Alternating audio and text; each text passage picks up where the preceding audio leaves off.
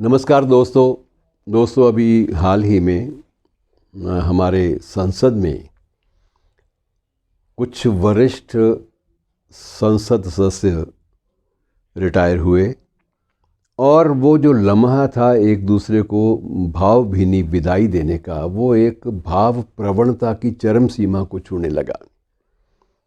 ऐसा पहली बार हुआ है कि देश के प्रधानमंत्री को किसी ने संसद में रोते हुए देखा हो। उनकी आंखों से आंसू की धारा अविरल बह रही है और वो भी उस शख्स के लिए जो उनके विरोधी पक्ष का नेता है। मैं राज्यसभा की बात कर रहा हूँ।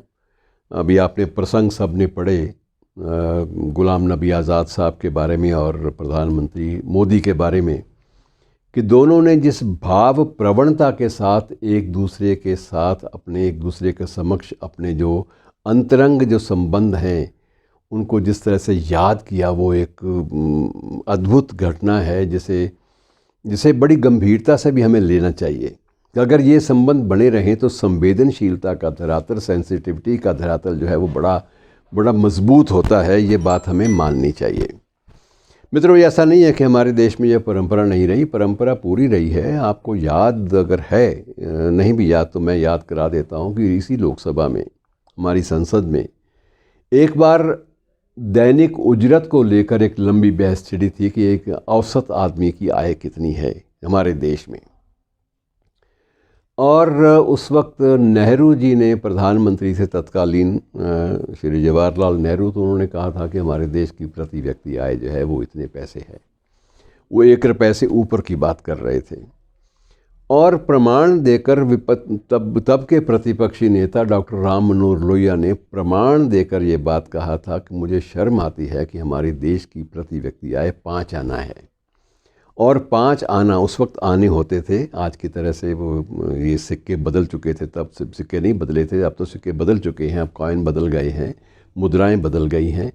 5 आना इसका मतलब ये है कि 1/4 रुपया, 1 रुपये का चौथा हिस्सा, लगभग चौथे से थोड़ा सा ज़्यादा आप कह लीजिए, कि इतने 5 आने हमारे जहाँ राष्ट्रीय औसत है एक व्यक्ति के हिस्से की। और उस देश में, जिस देश में प्रधानमंत्री कार्यालय में सिर्फ प्रधानमंत्री का जो निजी खर्च है अधिकृत रूप से, सरकारी रूप से, वो 20,000 रुपये प्रतिदिन है।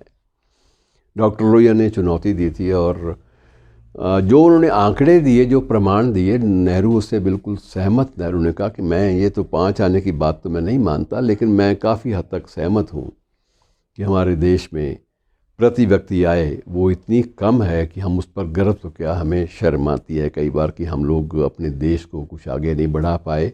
और उसके बाद जब बहस ख़त्म हुई, इस कड़वाहट भरी बहस के बाद, नेहरू उठकर लोहिया की सीट तक आए और लोहिया का हाथ पकड़ा और उनको चलो कॉफ़ी पिए। इकट्ठे कॉफ़ी पीने के लिए गए। कहने का मतलब यह है कि तब भी ये था कि तुर्शी वैचारिक स्तर पर हो सकती है, लेकिन भावनात्मक स्तर पर और जहाँ देश का मसला है उस स्तर पर नहीं। आपको एक और छोटा सा एग्जाम्पल देता हूँ मित्रों। हमारे प्रतिपक्ष के एक बड़े सशक्त नेता थे आचार्य कृपलानी, आपने नाम सुना होगा। आचार्य कृपलानी भारत पाक विभाजन के समय इस पूरे उपमहाद्वीप की सबसे बड़ी पार्टी कांग्रेस के अध्यक्ष भी थे। इतना बड़ा कद था उनका। और उसके बाद वो प्रतिपक्षी दल के नेता बन गए। और आचार्य कृपलानी के बारे में तो जितना भी कहा जाए उतना कम होगा, लेकिन मैं आपको एक उदाहरण दे रहा हूँ राजनैतिक रिश्तों का और निजी रिश्तों का जो एक सामंजस्य है वो क्या होता है, आप इसका मर्म समझिए। आचार्य कृपलानी की धर्मपत्नी सुचेता कृपलानी उत्तर प्रदेश की, उस वक्त उत्तर प्रदेश बहुत बड़ा था, उत्तरांचल वगैरह सब उसी में शामिल थे, उत्तर प्रदेश की मुख्यमंत्री थी। एक ही आवास, मुख्यमंत्री आवास पर ही आचार्य कृपलानी भी ठहरते थे, क्योंकि उनका घर था, उनकी पत्नी का घर है तो उनका अपना घर हो गया। और उसी में ही मुख्यमंत्री के रूप में सुचेता कृपलानी रहती थी। मुख्यमंत्री का आवास था तो नेचुरली सीएम को वही रहना होता है।